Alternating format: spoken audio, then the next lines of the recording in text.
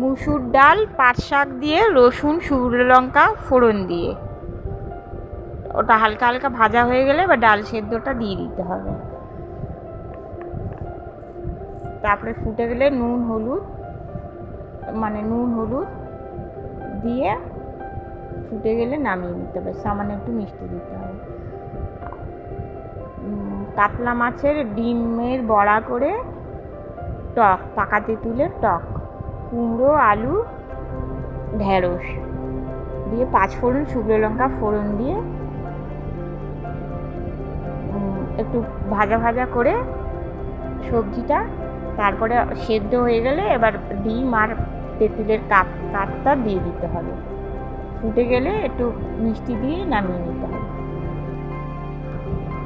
গরমকালে পাট শাকের ডাল খুব ভালো, পেট ঠান্ডা করে, আর টকটাও গরমকালে খাওয়াটা উচিত।